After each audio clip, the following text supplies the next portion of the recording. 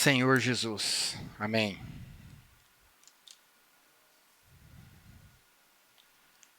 Irmãos, vamos abrir a palavra no livro de 2 Timóteo, capítulo 3, versículo 1.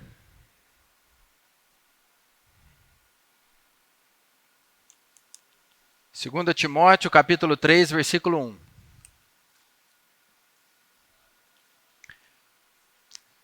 Queria que os irmãos lessem comigo esse versículo. Vamos lá? Sabe, porém, isto, nos últimos dias sobrevirão tempos difíceis. Só esse. Você sabia disso?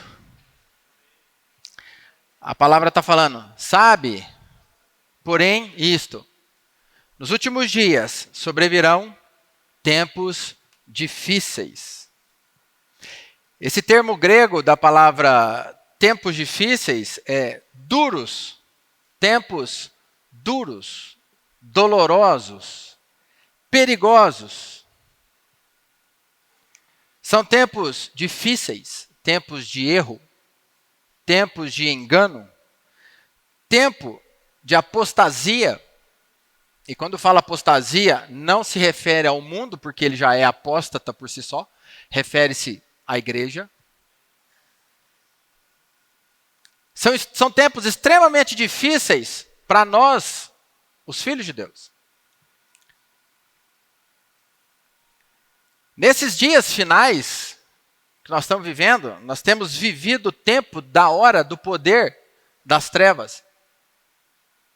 E eu tenho certeza que à medida que eu vou falando isso, você vai concordando no coração, é ou não é? Vocês estão vivendo isso no dia a dia. Nós que temos a vida de Deus, sentimos isso no dia a dia. A época do poder das trevas. Quando Cristo estava no jardim de Getsêmani orando, um pouco antes ali, de repente chegou ali os soldados para prender o Senhor. Lá em Lucas 22, versículo 53, ele diz assim, na parte B, só a parte final do versículo, ele fala: esta, porém, é a vossa hora e o poder das trevas. Ele falou assim, puxa, eu estava convosco no templo o tempo todo e não puseste as mãos em mim. Esta, porém, é a vossa hora, o poder das trevas. Tudo tem a hora certa de acontecer. E hoje nós vivemos a era do poder das trevas, que está aí influenciando as pessoas. E nós, como seres humanos inseridos nesse contexto, somos afetados por tudo isso. Nós vivemos tempos de negridão, de trevas. Até o irmão Nélio acabou de compartilhar aqui agora sobre a questão de eleição. Nossa parte é ir lá e escolher e votar. É a nossa parte, é a nossa função, é a nossa obrigação. E procure fazer da melhor forma possível. Mas eu te digo uma coisa, não coloque a esperança nisso. Porque não serão homens que irão mudar os nossos dias. Porque eles são difíceis e vão ficar cada vez piores. Não se iluda com um mundo colorido, um Brasil cada vez mais pacífico, uma terra cada vez mais legal. Nós acabamos de ler ali agora, sobrevirão tempos difíceis. Talvez não seja gostoso ouvir isso, mas é a palavra de Deus que nos diz. É necessário. Nesses últimos dias, o pecado vai avançar e vai avançar muito. E tem avançado muito. A iniquidade, ela está indo aí a todo vapor. Todo vapor. Você percebe isso ou não? Percebe, né? A gente percebe isso. Percebe vendo, percebe conversando, percebe ouvindo. O tempo todo você percebe o avanço constante do pecado, da iniquidade, que está aí cada vez mais. E a tendência é piorar, porque em Tessalonicenses 2, 2 Tessalonicenses 2, a partir do versículo 6 e o 7, fala assim que, e agora sabeis que o detém, para que ele seja revelado somente em ocasião própria, Com efeito, o mistério da iniquidade já opera, e aguarda somente que seja afastado aquele que agora o detém. O homem da iniquidade ainda será revelado. Hoje ele ainda é detido por algo. Eu não vou entrar no mérito do que seria, mas hoje ele ainda é detido. Em breve, nem isso vai o deter mais. E as nações serão constantemente enganadas, constantemente seduzidas. Quando for afastado aquilo que hoje detém, a plena manifestação do iníquo, o engano vai ser reinante em todo o tempo.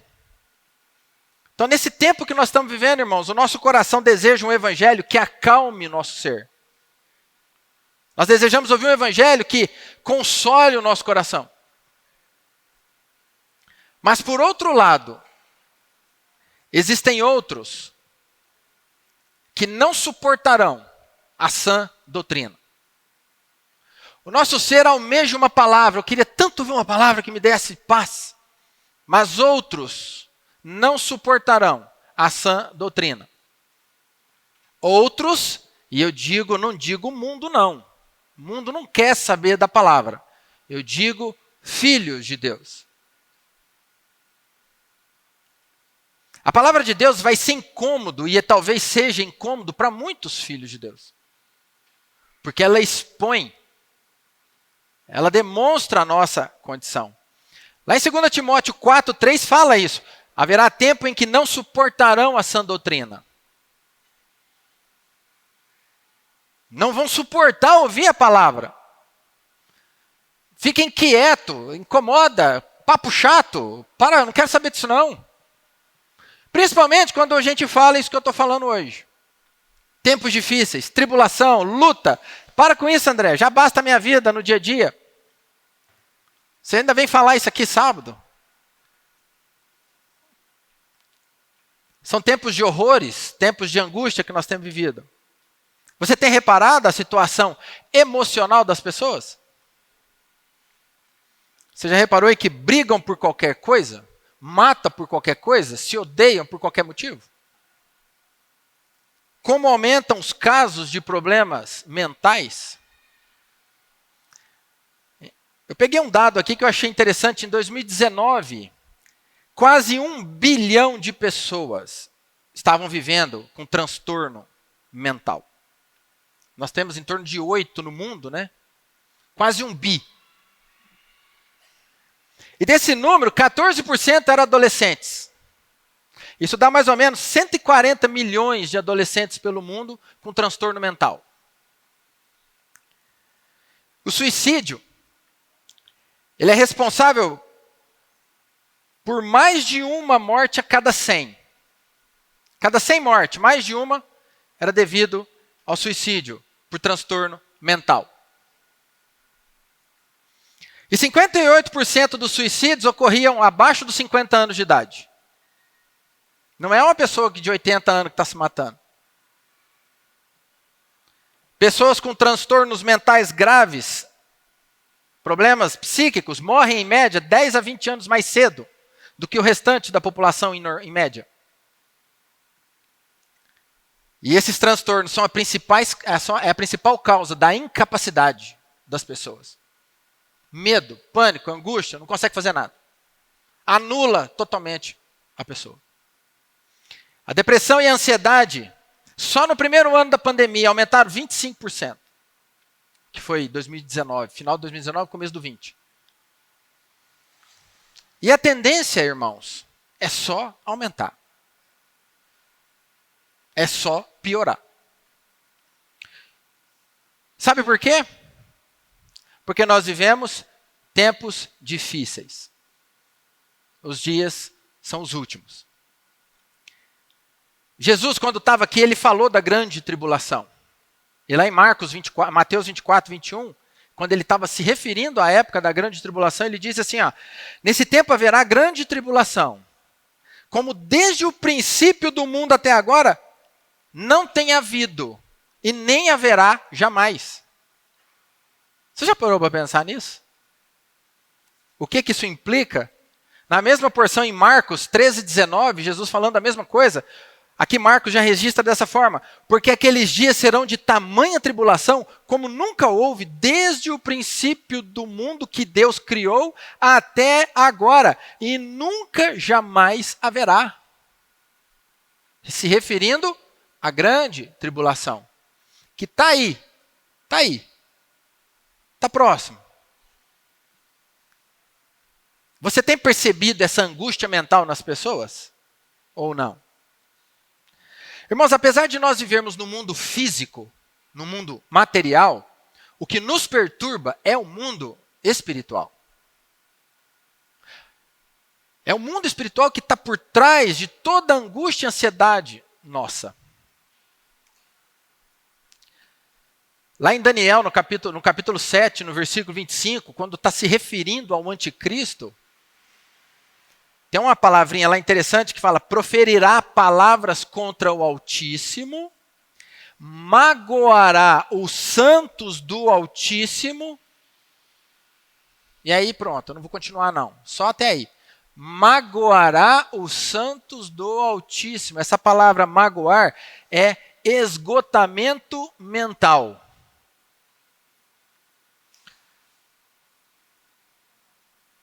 Os filhos de Deus sofrerão um esgotamento mental tal que vai ser horrível, que já sofremos hoje isso. Você não sofre esgotamento mental? Você não chega no limite? Isso não é privilégio só meu, não. Eu tenho certeza disso. O anticristo ainda não foi manifestado, mas o mistério da iniquidade já opera. Esses são os dias, irmãos, que nós estamos vivendo. Tá? Nós vivemos na terra, nós estamos sujeitos aos ataques de Satanás na nossa mente, e nós estamos numa carreira. O Senhor nos colocou numa jornada e nós estamos caminhando. E nós vamos fazer essa carreira, nós vamos correr essa carreira. Ou sozinhos, alguns vão corrê-la sozinhos, porque são às vezes os únicos cristãos no meio da família toda. Outros talvez como marido e mulher, talvez sejam os dois cristãos na casa, e outros correrão com toda a família. Mas nós iremos correr essa carreira. O Senhor provê um livramento para nós. O Senhor provê um livramento para os nossos filhos. Eu já conversei, às vezes, eu já vi pessoas falarem assim para mim: não quero ter filho não, esse mundo está feio demais. Você já ouviu alguém falar isso? Esse mundo está muito perigoso, não quero ter filho não, Deus me livre. Botar filho nesse mundo, você está doido? Irmãos, não se assuste com os dias finais. Creia. Olha só Moisés, Faraó havia decretado e falado, ordenado para as parteiras: todo homem que nascer, todo menino masculino, sexo masculino, é para matar. E o que o pai e a mãe de Moisés vai lá e faz? Um filho. Tinha uma lei para mandar matar, e você vai fazer filho numa época dessa? Eles não olharam para aquilo. E Deus proveu um livramento para Moisés. Assim também, Deus vai prover para nós e para os nossos filhos um livramento desses dias.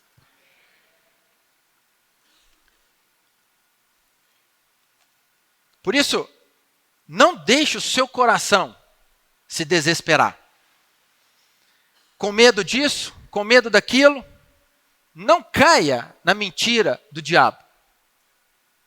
O nosso descanso está em crer no Senhor. Salmo 121 diz o quê? No versículo 1. Elevo os olhos para os montes. De onde me virá o socorro? Versículo 2. O meu socorro vem do Senhor, que fez o céu e a terra. Essa é a nossa salvação, irmão. Não olhe para mais nada, senão você vai entrar em pânico. O meu socorro vem do Senhor, que fez os céus e a terra. Os tempos são difíceis, não serão, são difíceis. Eles só vão piorar. Mas os nossos olhos não estão nessas coisas. Os nossos olhos estão no Senhor. Vamos fazer então essa jornada, vamos correr a nossa carreira olhando firmemente para o Senhor. Por quê? Porque lá em Hebreus fala que nós tem rodeado à nossa volta uma grande nuvem de testemunhas. Tem gente te olhando, irmão. Tem gente te olhando. Tem gente que está nos olhando. Hebreus, está lá em Hebreus 12, 1 e 2. Visto também nós, né? Visto que temos a rodear-nos tão grande nuvem de testemunha, tem gente que tem você como modelo, como padrão, como referência. Tem alguém que está nos olhando. Como é que nós estamos vivendo nos últimos dias? E tem alguém nos olhando. E a palavra fala, como é que nós temos que andar então, conforme está em Hebreus? Desembaraçando de todo o peso e do pecado que tenazmente nos assedia, corramos com perseverança. Perseverança. É perseverar. Se tiver tudo bem, você não precisa perseverar.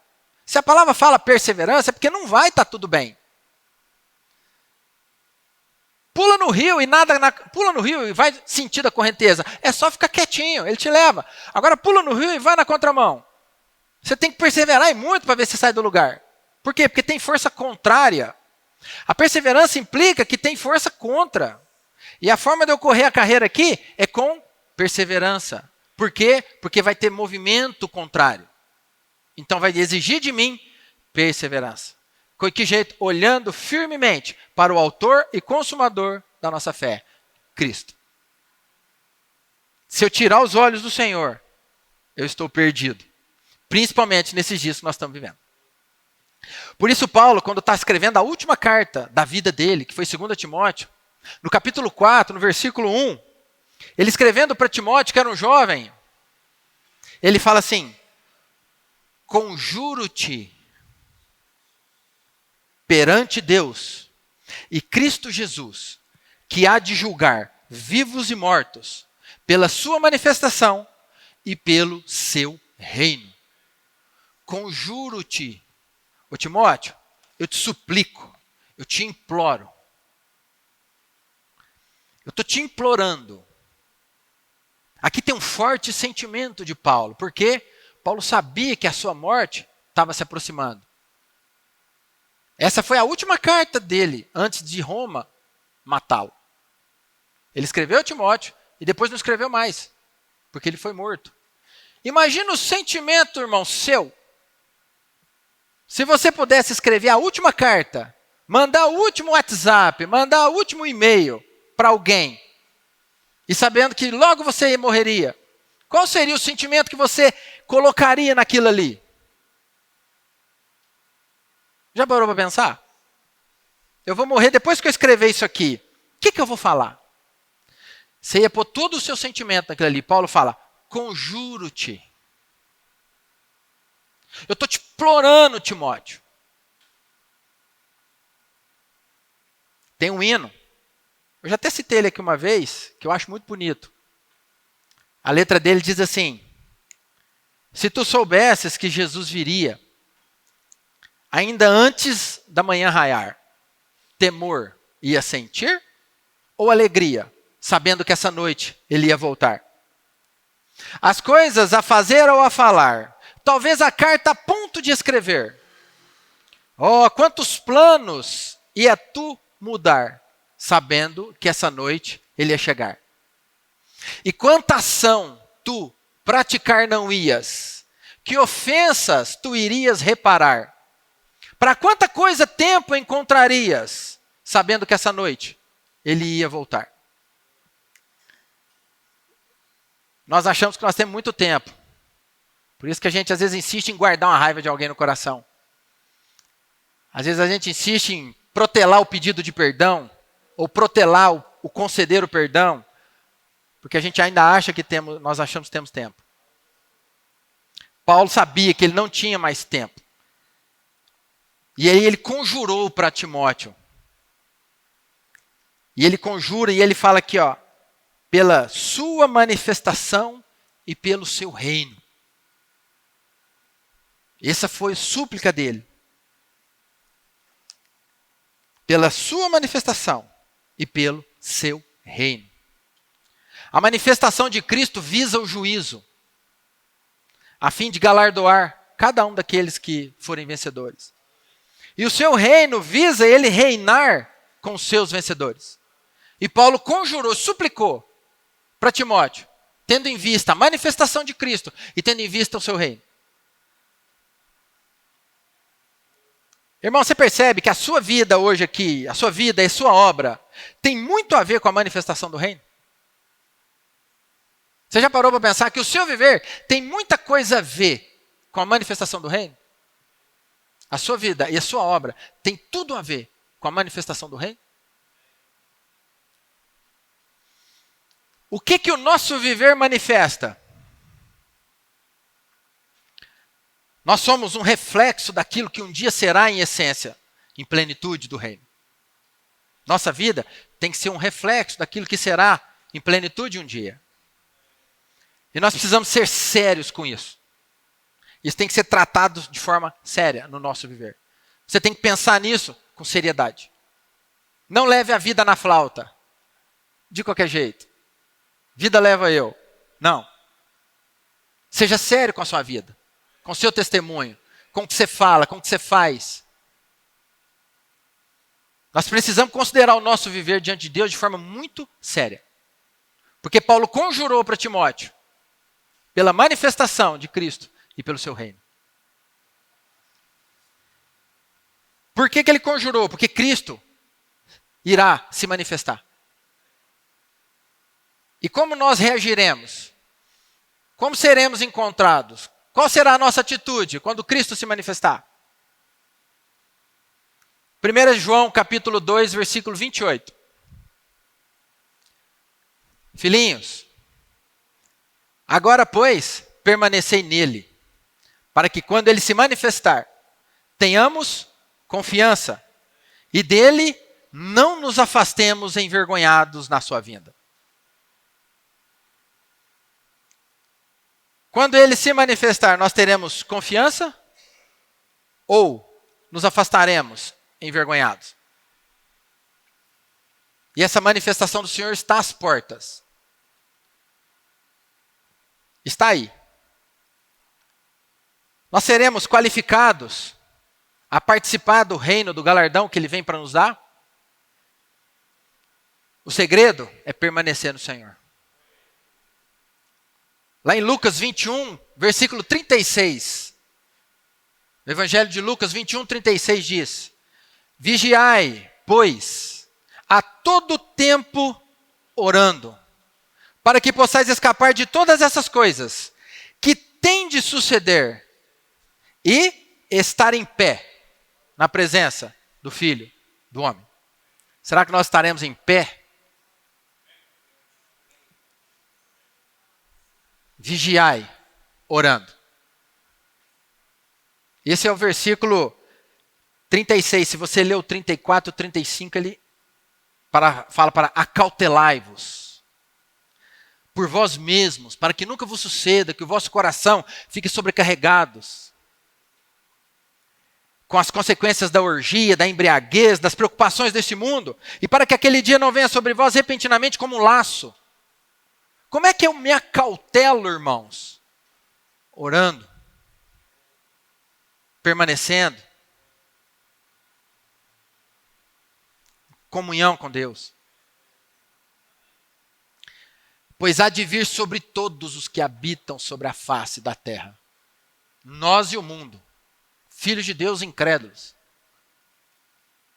O Senhor, irmão, já nos deu tudo o que nós precisamos para desfrutar Cristo, para participar do reino e permanecer de pé naquele dia. Todas as coisas nos foram doadas. Não nos falta mais nada.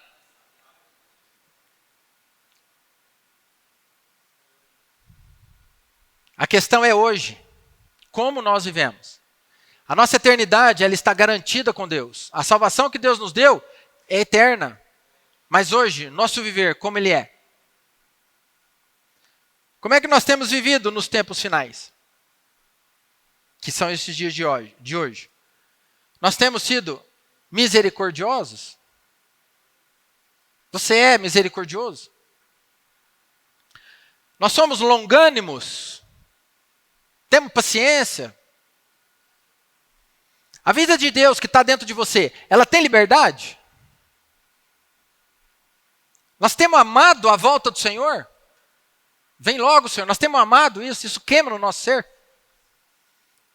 Nós temos no nosso coração amor pelas almas?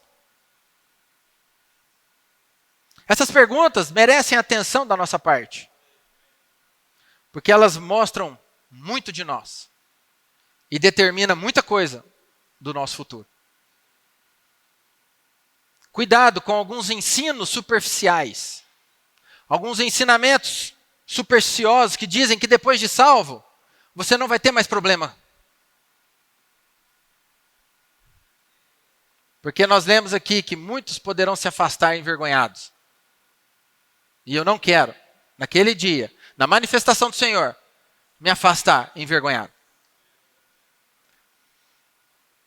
Nós seremos um dia julgados, irmãos, no tribunal de Cristo. Isso está em 2 Coríntios, capítulo 5, versículo 10. E o julgamento implica galardão ou punição.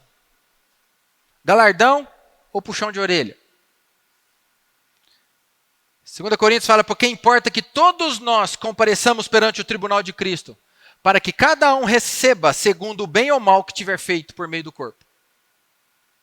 Nós seremos julgados no tribunal. Não é trono branco. Tribunal de Cristo.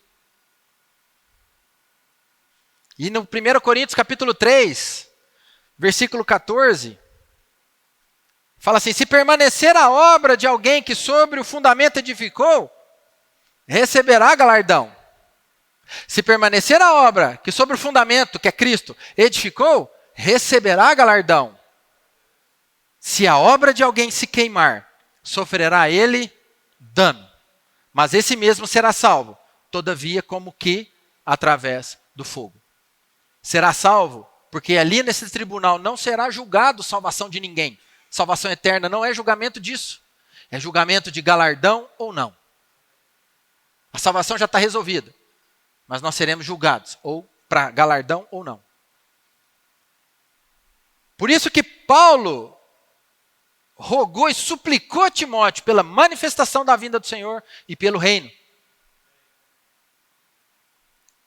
Aí no versículo 2, Paulo fala, prega a palavra, capítulo 4, versículo 2, ele fala, prega a palavra, insta, quer seja oportuno, quer não. Aí olha as coisas que ele fala para Timóteo, corrige, repreende, exorta, com toda longanimidade, com ânimo longo. E doutrina, o que é doutrina? Palavra, com princípios. Paulo pede para Timóteo pregar a palavra, corrigir com longanimidade a palavra, repreender com longanimidade e com palavra, e exortar com longanimidade e a palavra. Esse foi o sentimento de Paulo, no fim, a última carta que ele escreveu. Em tempos de apostasia, que são esses que nós estamos vivendo, irmão, tempo de declínio da igreja, a pregação da palavra é crucial. O que guarda a igreja do declínio, o que guarda a igreja da apostasia é a palavra. É crucial que a palavra seja pregada.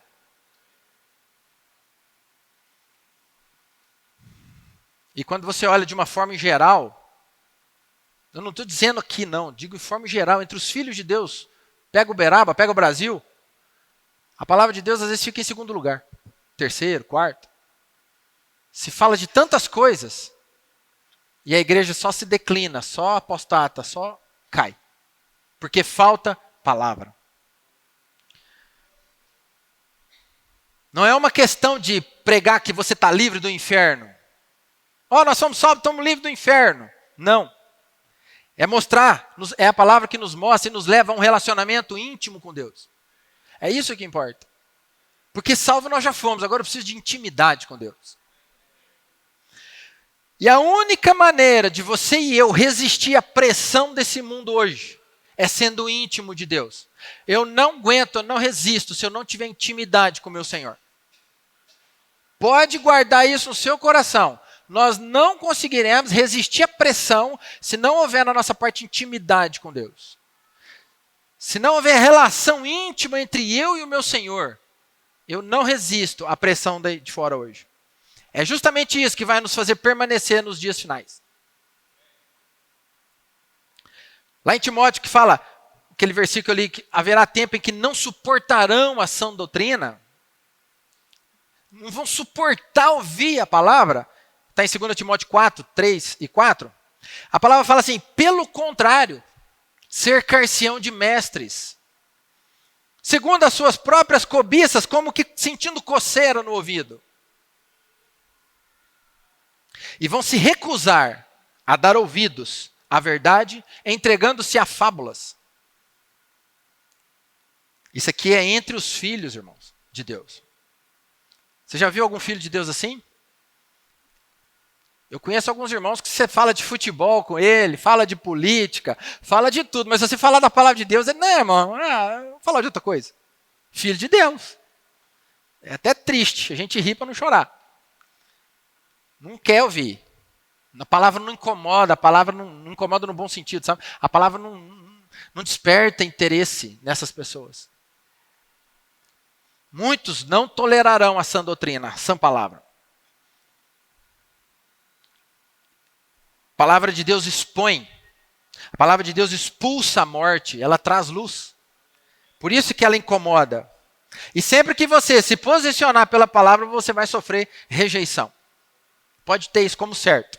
Sempre que nós nos posicionarmos pela palavra, nós vamos sofrer perseguição. Os movimentos ideológicos de hoje, irmão, querem convencer as pessoas da sua ideologia. Tá? Querem fazer você acreditar no que eles estão dizendo. Hoje a coisa é tão complicada que se você falar que a grama é verde, pode gerar discussão. Espera aí, quem está te falando isso? Pode gerar conflito, simples fato. De você falar que a grama é verde, alguém pode te questionar. Espera aí, isso é a sua opinião. É o jeito que você enxerga, é o jeito que te ensinaram. Você tem que respeitar a minha opinião. Eu falei que ela é azul, pronto. Por que você está falando o contrário? Me respeita. A coisa hoje é complicada. Eu sou livre para falar que a grama é azul. Quem é você para falar para mim que ela é verde? Vem impor o seu autoritarismo sobre mim. É assim que as coisas estão hoje. O óbvio já não é mais óbvio, mas é relativo. A verdade, então, nem se fala, ela é relativa. Tem a sua verdade, eu tenho a minha. Isso é tempos difíceis. São os últimos dias que nós estamos vivendo.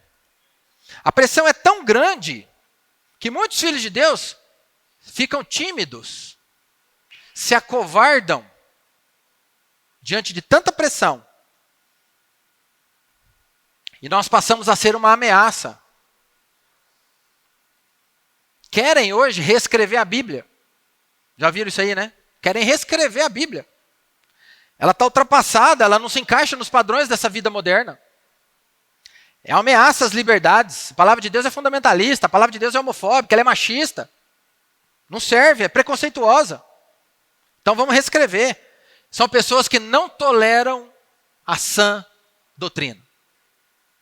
Uma palavra pura. Um ensino saudável. Pelo contrário, é como quem tem coceira nos ouvidos. Quer ouvir segundo a sua própria cobiça. Só o que quer, só o que deseja. Nem todos, irmãos, gostam de ouvir o que é pecado. Nem todo mundo. Eu digo filho, tá? Estou falando para a igreja, não estou falando para o mundo, não. Nem todo filho de Deus gosta de chegar. Irmão, você sabia que isso é pecado? Ih, irmão, para com isso. Isso é pecado, irmão. Não, irmão, para com isso. Não são todos que gostam. Pecado? Falar que o que eu estou fazendo é pecado? Você vem me expor? Para com isso. Você não me conhece? Você não sabe da minha vida? Seu irmão, isso é pecado. Você está vivendo em pecado. Não pode fazer isso. Nem todos os filhos de Deus gostam. Por isso que cercar-se-ão de mestres. Ah, não, o Maurão falou para mim que isso não é pecado. O Maurão, fica aqui, você é meu mestre agora. Ah, não, o Zé não. O Zé falou que é pecado. Eu não quero saber do Zé. O Maurão não, já gostei. E vice-versa, é assim. Eu vou querer aquele que fala o que eu quero. Eu não esqueci daquele exemplo que o meu amigo ali deu um dia na reunião, Flávio. É como se fosse um rodízio de pizza. Você já foi um rodízio de pizza? Você pega o que você quer, não é? Essa pizza eu não gosto, pode ir embora. Essa aqui é boa, dá um pedação dessa pizza aí. O evangelho é assim para muitos. Ô, irmão, gostei da palavra, muito boa, me dá essa aí. Ô, irmão, isso é pecado, não gostei dessa palavra não quero essa não. Agora aquela ali eu gostei, ó, Deus vai me abençoar, vai prosperar, amém por essa palavra, amém, somos um. Ô, irmão, o senhor vem julgar, irmão, não gostei dessa palavra não. É igualzinho rodízio de pizza. Pega o que é bom e deixa o que não gosto. É assim que muitos filhos de Deus tratam hoje a palavra. Por quê? Quer só coçar os ouvidos, só quer satisfação da sua própria ganância, do seu egoísmo. Mas a palavra deveria trazer transformação. E não consegue porque o coração está fechado. Olha só, irmãos, essa coisa é tão grave. Em Mateus, a parábola do fermento, está lá em Mateus 13:33. Jesus contou essa porção, mostrando que o reino dos céus é semelhante ao fermento que uma mulher tomou e escondeu em 3 medidas de farinha até ficar tudo levedado. Eu não vou adentrar porque o tempo está corrido, mas só para os irmãos sabem o que é o fermento, não sabe? Na palavra de Deus. A palavra é o pão ázimo, é o pão sem fermento. Já comeu o pão da ceia, quando a gente come o pão da ceia, aquele pãozinho durinho? Qual que é mais gostoso? Ele é um pãozinho de forma, macio. Um pãozinho macio é mais gostoso, não é? Porque ele tem fermento. Então, certas pessoas querem aquela palavra fermentada porque ela é gostosa. Ela não quer ouvir que ela está em pecado. Ela não quer ouvir que ela está vivendo errado. Ela não quer ouvir que ela está nas trevas. Para com essa palavra. Eu quero uma palavra que me acolha. Eu quero uma palavra que se adapte à minha vida. Eu não quero eu me adaptar à palavra. Ela que tem que se adaptar à minha vida. Isso é fermento. E logo que Deus tirou o povo de Israel do Egito, logo que eles já saíram. Deus já estabeleceu o quê? 7 dias sem fermento. Saiu do Egito? 7 dias sem fermento. Está lá em Êxodo 13. Por quê, irmãos? Porque isso tem a ver com a nossa santificação, nossa consagração. Eu tenho que comer o que é puro. Para ser transformado, ser trabalhado, ser edificado, ser salvo. Isso está em Mateus, nós temos isso lá em 1 Coríntios 5, versículo 6. Paulo falou assim, não é boa a vossa jactância. Não sabeis que um pouco de fermento leveda a massa toda? Eles estavam tolerando lá na igreja pecados. Ninguém falava, para com isso, que isso é pecado. Ninguém falava. Estava ali. Eu deixo para o Zé falar, o Zé deixa para eu falar, eu deixo para uma hora. Ninguém faz nada. Vamos deixando para o outro e vai tolerando aquilo ali. O pecado foi entrando na igreja. O fermento entra.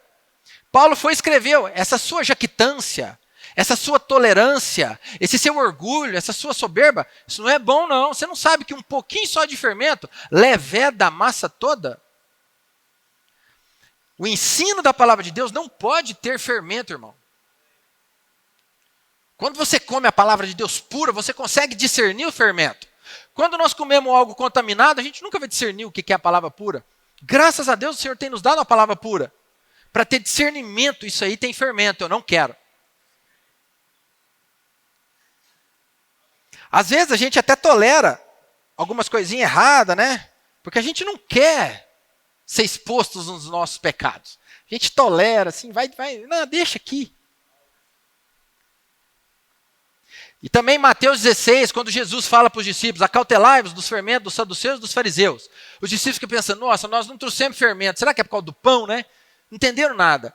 Aí eles ficam ali discutindo e Jesus lá no versículo 11 fala para eles, como não compreendeis que não vos falei a respeito de pães? E sim, acautelai-vos do fermento dos fariseus e dos saduceus. Versículo 12, então entenderam que lhes dissera que se acautelassem do fermento de pães, não do fermento de pães, mas da doutrina.